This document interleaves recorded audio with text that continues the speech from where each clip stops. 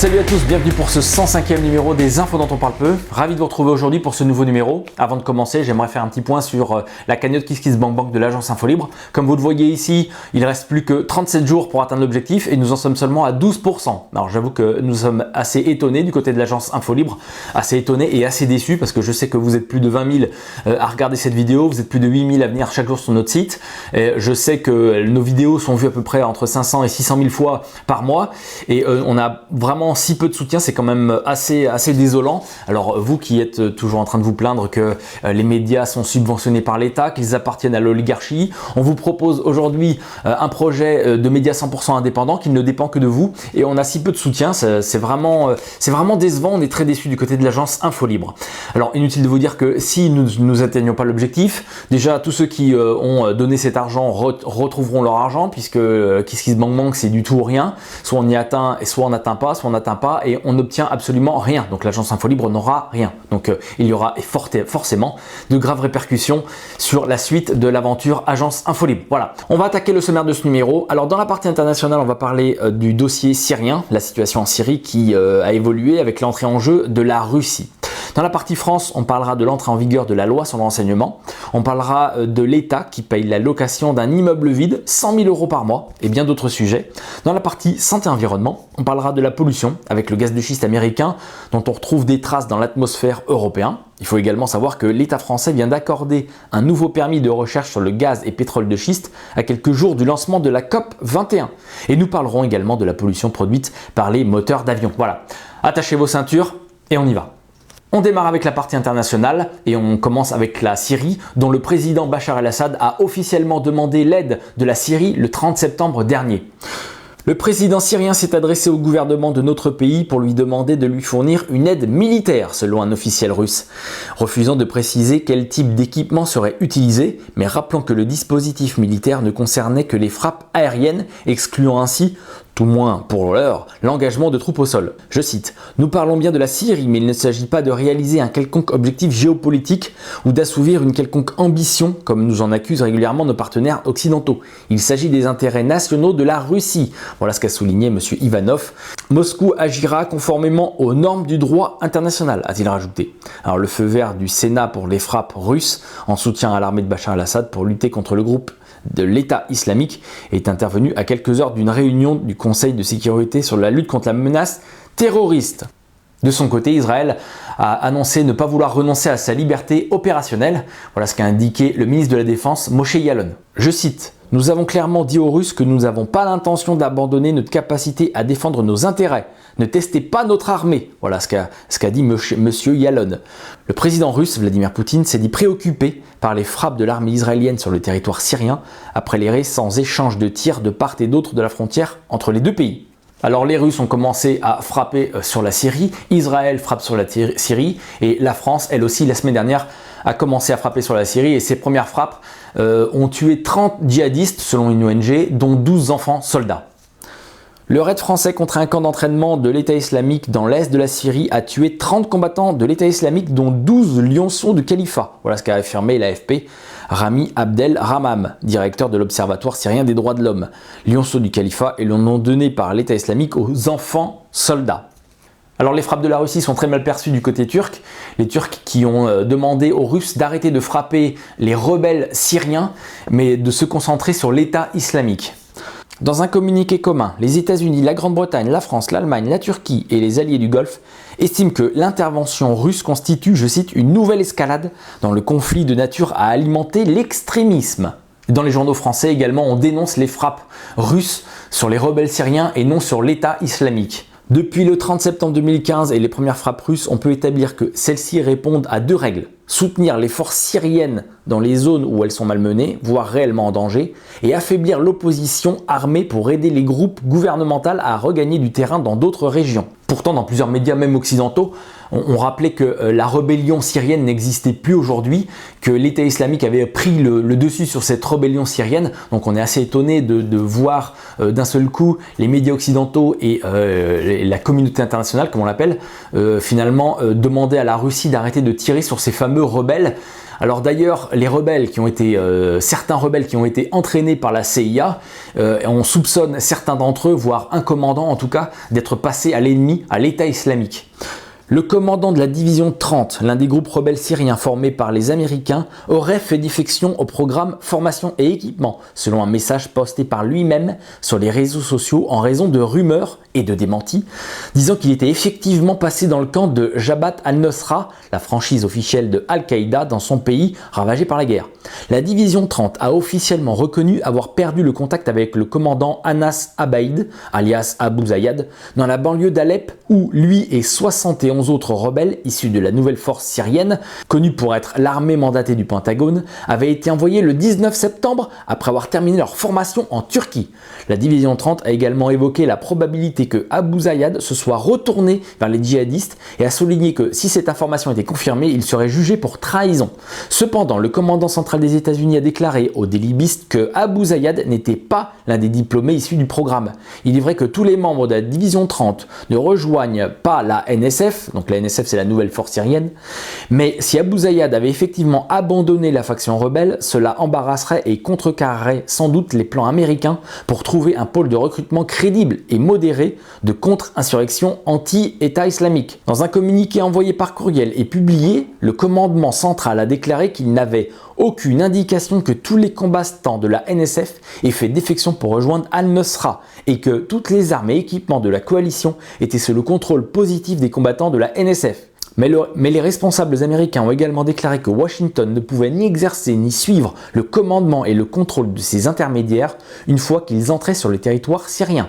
La semaine passée, le Pentagone avait déclaré qu'un combattant de première classe, parmi 54 diplômés, avait été capturé par les forces anti-syriennes.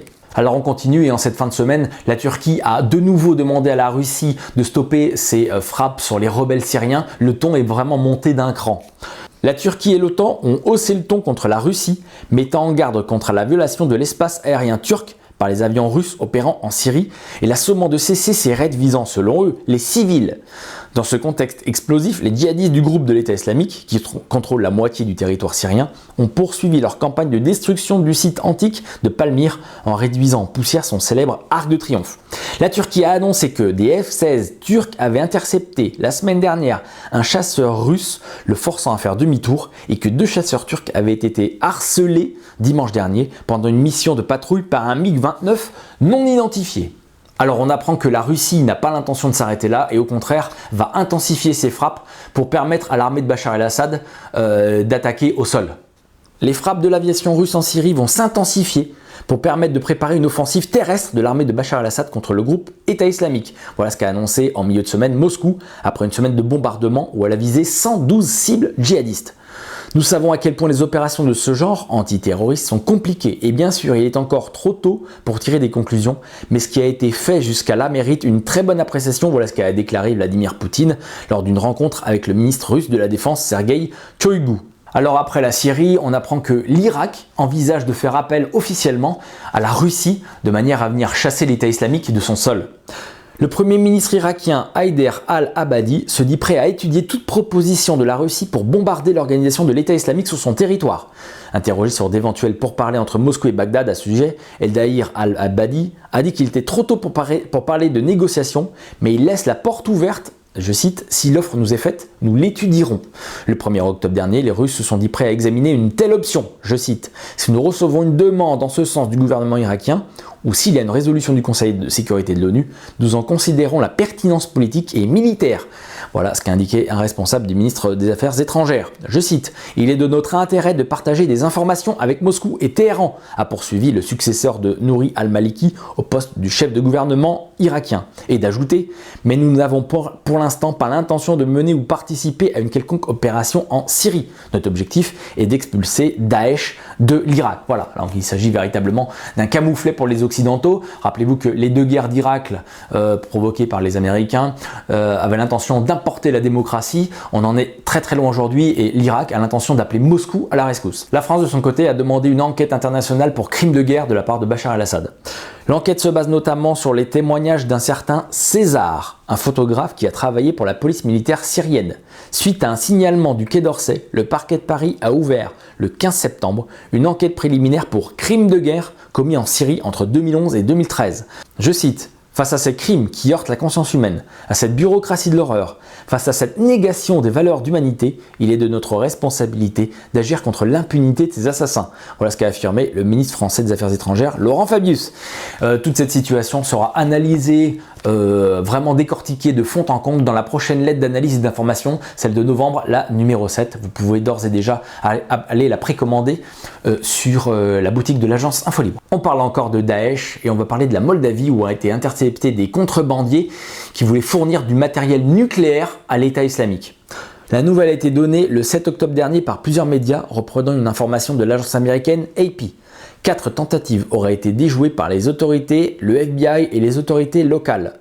Les contrebandiers, qui viendraient des pays de l'Europe de l'Est et opérant en Moldavie sur le marché noir, ont cherché à vendre des matériaux radioactifs aux groupes extrémistes du Proche-Orient, notamment à l'État islamique. Voilà ce qu'affirme l'agence Associated Press.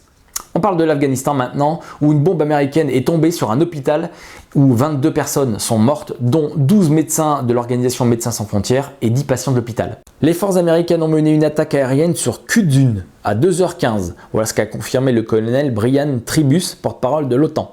La frappe visait des personnes qui menaçaient les forces de la coalition, a-t-il indiqué. Je cite: la frappe a peut-être provoqué un dommage collatéral sur un bâtiment médical situé non loin de là, a-t-il ajouté, précisant qu'une enquête était en cours. Pour le président de MSF, interrogé sur le sujet, il ne s'agit aucunement d'une erreur. Je ne pense pas que c'était une erreur des Américains et je suis même persuadé que ce n'était malheureusement pas une erreur. Voilà ce qu'a déclaré Mego Terzian au cours d'une audition à Paris devant la Commission des Affaires étrangères de l'Assemblée nationale française. Je continue de citer: c'est un acte qui relève d'une inconséquence criminelle, a accusé le responsable de l'ONG. Le général américain commandant de la mission de l'OTAN en Afghanistan, le général John Campbell, a reconnu la responsabilité américaine, invoquant une erreur. Un petit mot sur les migrants, puisqu'on a appris que 630 000 réfugiés sont entrés depuis le début de l'année en Europe, selon Frontex. Face à l'afflux de réfugiés et de migrants légaux et illégaux, Frontex demande aux États membres de l'espace Schengen d'envoyer 775 agents supplémentaires sur le terrain en prévision de l'ouverture de hotspots, les centres d'identification des candidats à l'asile. Les agents demandés seront des policiers spécialisés dans les contrôles aux frontières, des experts mais aussi des interprètes. Une telle requête est sans précédent dans l'histoire de l'agence Frontex. Voilà ce qu'explique Eva Moncourt, porte-parole de Frontex. Je cite: Nous n'avons jamais demandé le déploiement d'autant d'experts auparavant, mais cela s'explique par la pression migratoire que nous vivons en ce moment, qui est sans précédent depuis la Deuxième Guerre mondiale, selon les experts. Alors ce sujet des migrants, ce sujet de Frontex a été analysé de fond en comble dans la lettre d'analyse et d'information libre numéro 6 de l'agence Infolibre que vous pouvez trouver sur la boutique de l'agence Infolibre. Je vous encourage à acheter ce numéro 6 très très fourni. Alors l'Allemagne de son côté a finalement indiqué qu'elle pourrait accueillir jusqu'à 1,5 million de réfugiés. L'Allemagne pourrait avoir à accueillir jusqu'à 1,5 million de personnes en 2015, un chiffre bien supérieur à ceux jusqu'alors avancés par le gouvernement. Voilà ce qu'a affirmé en début de semaine le quotidien allemand Bild, citant un document confidentiel. Jusqu'alors, l'Allemagne s'attendait à accueillir entre 800 000 à 1 million de migrants en 2015, ce qui constituait déjà un record pour le pays et pour l'Europe. Puisqu'on a parlé de bombardements en Afghanistan, on va parler du marché des drones puisque celui-ci sera de 10 milliards de dollars en 2024. Le marché des drones militaires et de sécurité devrait presque doubler d'ici 2024 et dépasser les 10 milliards de dollars, selon une étude de IHS Gens publiée la semaine dernière. Je cite: le marché global de défense et de sécurité pour les drones va croître de 5,5% par an au cours de la décennie pour passer de 6,4 milliards de dollars actuellement à 10,4 milliards d'ici 2024 selon cette étude. Je continue de citer. Les drones sont là pour durer, a estimé Derek Maple, analyste spécialiste des drones à la publication spécialisée Gens. Ces systèmes sont bien établis, éprouvés au combat et sont un élément essentiel et en développement pour les futures opérations autour de la planète, a-t-il par ailleurs estimé. Selon Hugh Williams, spécialiste des drones à Jan's International Defense Review, les drones ont fait la preuve de leur utilité au cours de la décennie écoulée, principalement en Afghanistan. On parle du traité transpacifique et les 12 pays qui ont finalement signé ce traité, ce qui donne maintenant naissance à la plus grande zone de libre-échange au monde. Après 5 ans de négociations conclues par une session marathon de 5 jours, les négociateurs ont annoncé s'être mis d'accord sur le traité transpacifique. Cet accord vise à fixer des règles pour le libre-échange du XXIe siècle et presse la Chine, qui ne fait pas partie des 12 pays signataires, d'adapter ses propres règles en matière de commerce, d'investissement et de droit commercial à celles établies par le TPP. Pour terminer cette partie internationale, on va parler des paradis fiscaux et on apprend que 2100 milliards de dollars y sont installés de la part d'entreprises américaines. Les 500 plus grandes entreprises américaines détiennent plus de 2100 milliards de dollars de bénéfices accumulés à l'étranger afin d'éviter de payer des impôts aux États-Unis et elles devraient ensemble 620 milliards de dollars au fisc américain si elles rapatriaient ces fonds, à en croire une étude publiée en début de semaine. Cette étude, menée par 2 organisations à but non lucratif, classées à gauche, Citizen for Tax Justice et US Public Interest Research Group Education Fund, conclut que près des 3/4 des sociétés figurant sur la liste Fortune 500 des plus grandes entreprises américaines disposent à des fins fiscales de filiales dans des zones comme les Bermudes, l'Irlande, le Luxembourg et les Pays-Bas.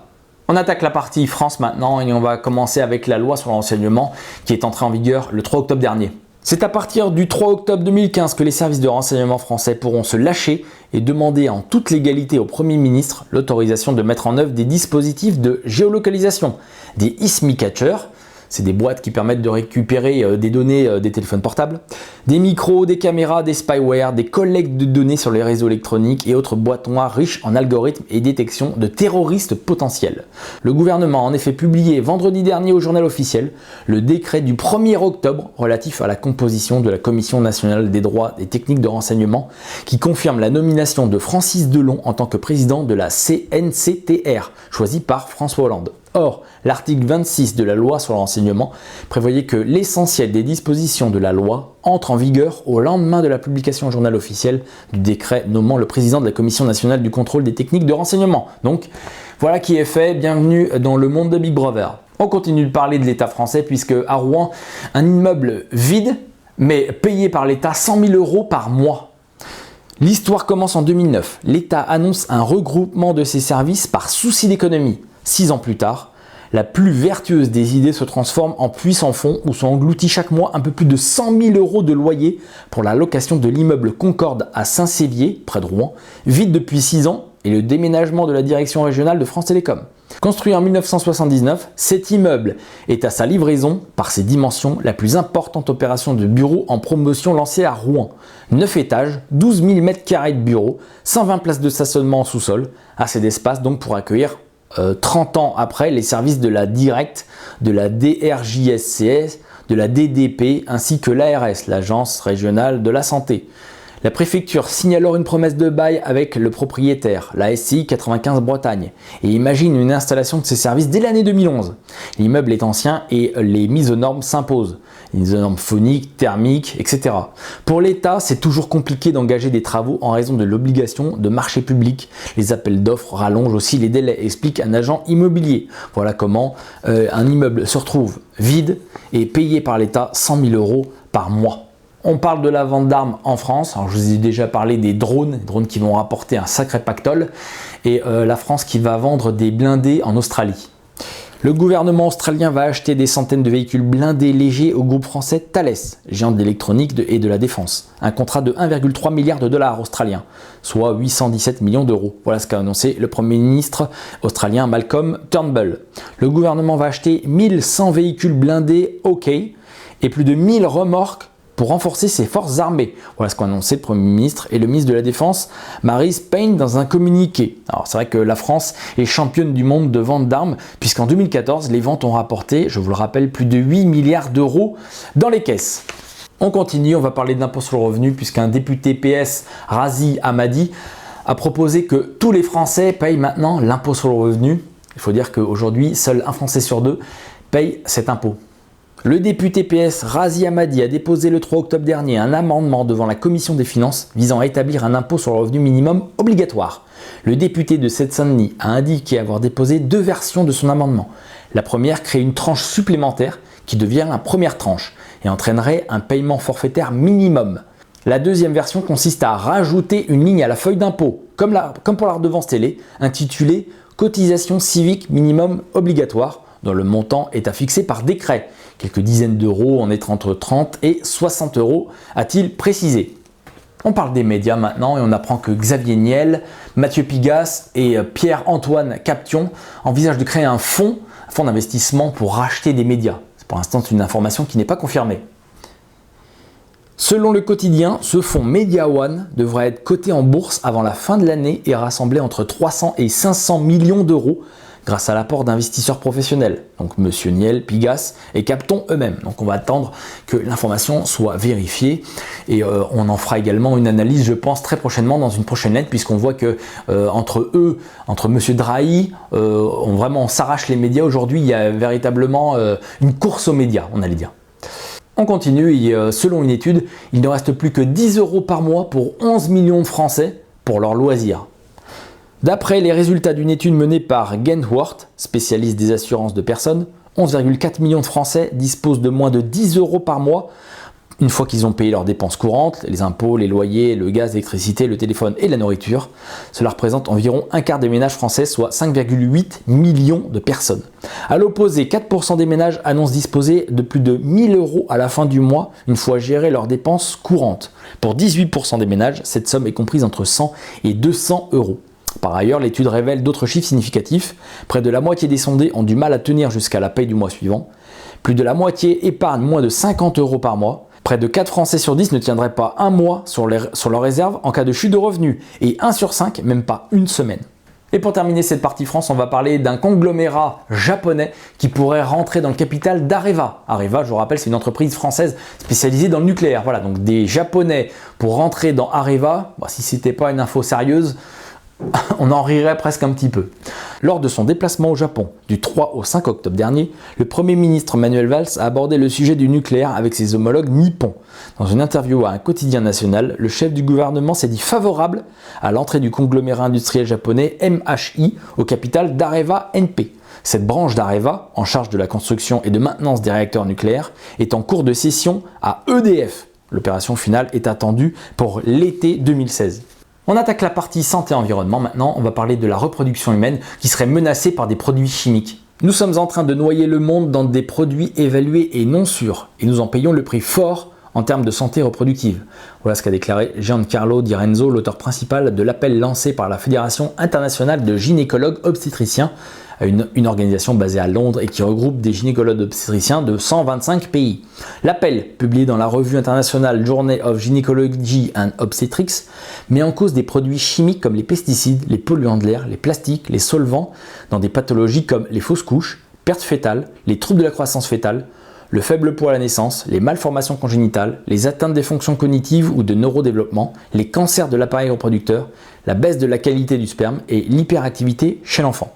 Les auteurs de l'appel mentionnent notamment les perturbateurs endocriniens, soulignant que l'un des effets de l'exposition à ces substances est de dérégler les hormones chargées de régler les fonctions reproductives et de développement. L'exposition à des produits chimiques toxiques est permanente pendant la grossesse et l'allaitement et menace la reproduction de l'espèce humaine, indique la Fédération dans son appel qui plaide pour des politiques de protection des patients et des populations. On continue, on va parler de quelque chose d'un peu plus positif dans cette émission, elle en a bien besoin. On va parler de la centrale hydraulique qui a été construite par EDF en plein centre-ville à Grenoble. Près de Grenoble, EDF vient d'inaugurer la plus puissante de ses micro-centrales hydrauliques. Grâce à une technologie de turbine adaptée à de très faibles chutes d'eau, l'installation a pu être installée en milieu urbain dans la communauté d'agglomération de Grenoble.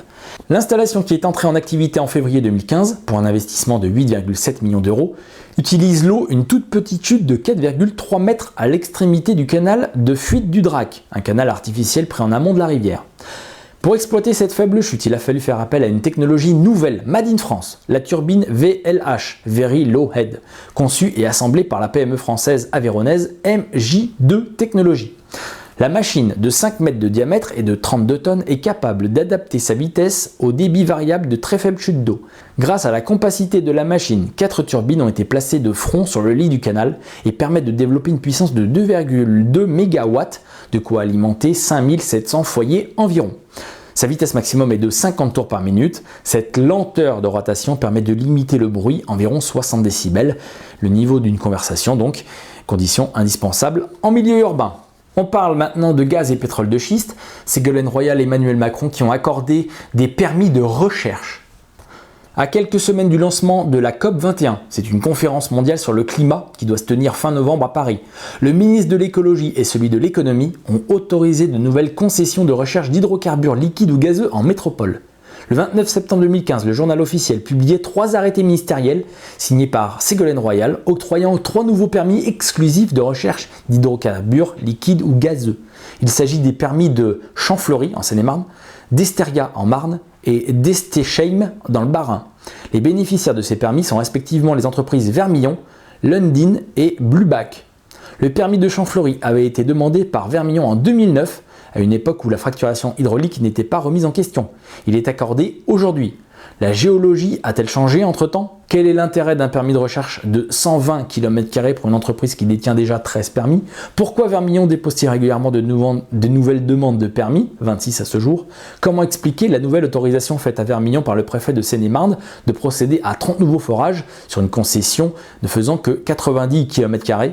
Comment expliquer la demande d'autorisation faite par Vermillon de 10 nouveaux forages sur la concession de Vers-le-Grand? Comment expliquer l'autorisation de nouveaux forages sur le permis de Saint-Just-en-Brie, malgré les oppositions exprimées par les membres du conseil municipal sur les registres de l'enquête publique au printemps dernier? Voilà, autant de questions dont on espère les réponses. En tout cas, du gaz de schiste, vous en voulez, ou de toute façon vous en voulez pas, vous en aurez de toute façon, car on a trouvé dans l'atmosphère européenne des résidus de gaz de schiste américains. Une équipe de l'Université de Liège en Belgique a détecté de l'éthane dans ses mesures de gaz atmosphérique prises dans une station d'altitude en Suisse. La provenance fait peu de doute, l'extraction de gaz de schiste aux États-Unis. L'Institut d'astrophysique et de géophysique de l'Université de Liège exploite depuis le début des années 90 un spectromètre infrarouge à transformer de Fourier installé à 3580 mètres d'altitude dans la station suisse de Jungfraujoch, excusez-moi pour la prononciation. L'appareil mesure l'abondance et la répartition d'une trentaine de gaz de l'atmosphère jusqu'à 100 km de hauteur, limite haute de l'atmosphère. Je cite, « Avec 25 ans de données, nous avons eu l'idée de construire une série temporelle sur l'évolution d'un gaz, l'éthane, dont la source d'émission est très spécifique », explique Bruno Franco, principal auteur de l'étude parue dans le Journal of Quantitative Retroscopy and Radioactive Transfer. À l'inverse du méthane, dont les émissions sont diffuses et très variées, l'éthane n'est issu que des fuites de gaz naturel du puits d'extraction au remplissage de réservoirs et citernes en passant par les pipelines. Il est donc plus facilement traçable.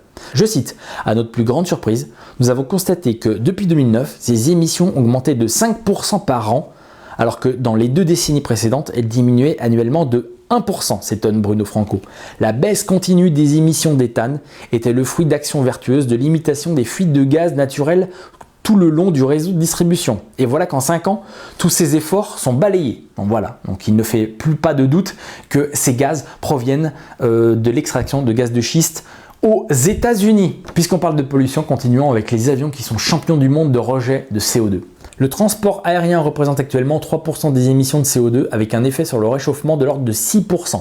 Son bilan carbone est très mauvais. Par kilomètre passager parcouru, l'aviation émet environ 10 fois plus que le train. Depuis les années 90, les efforts d'efficacité énergétique ont été plus qu'annulés par l'effet rebond. Le trafic aérien est le secteur économique qui voit ses émissions de CO2 augmenter le plus rapidement, doublant tous les 10 ans environ. Pour le dire simplement, l'aviation est incompatible avec l'impératif climatique de diviser par 4 avant 2050 nos émissions de CO2. Et on termine cette émission par le photovoltaïque qui est déjà compétitif dans plus de 15 pays. Il est loin le temps où l'on reprochait au photovoltaïque ses coûts trop élevés. Désormais, celui-ci est en passe d'atteindre la parité réseau, c'est-à-dire la rentabilité sans subvention dans plus de 15 pays, selon une étude du cabinet Alcimed qui parle d'une énergie devenue incontournable. Déjà au Chili, les premiers champs solaires sans subvention voient le jour, tels que les projets Salvador qui produit 70 MW et Luz del Norte qui produit 141 MW, dont l'électricité est revendue au prix de gros. Certes, le Chili bénéficie d'un ensoleillement puissant, 3400 kWh par mètre carré par an, contre 1400 kWh par mètre carré par an pour la France.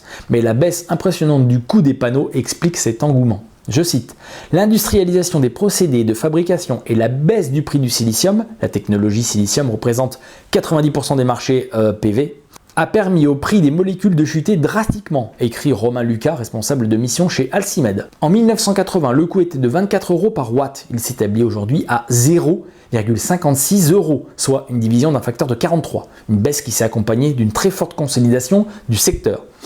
L'électricité produite par les panneaux photovoltaïques s'établit, selon les conditions d'ensoleillement, entre 70 et 110 euros par mégawatt-heure. Un coût comparable au nouveau nucléaire type EPR qui ne fonctionne toujours pas, et aux champs éoliens à terre. Alcimed affirme même que ce prix peut concurrencer les coûts des centrales à gaz et à charbon dans certains pays à forte exigence environnementale.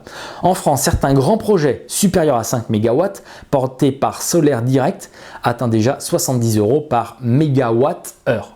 Voilà, c'est terminé pour ce numéro des infos dont on parle peu. Je vous remercie tous pour votre attention. Je remercie bien sûr tous ceux qui nous envoient des informations tout le long de la semaine. Je remercie bien sûr tous ceux qui soutiennent l'agence InfoLibre, que ce soit avec le KissKissBankBank, que ce soit avec la lettre d'analyse et d'information libre.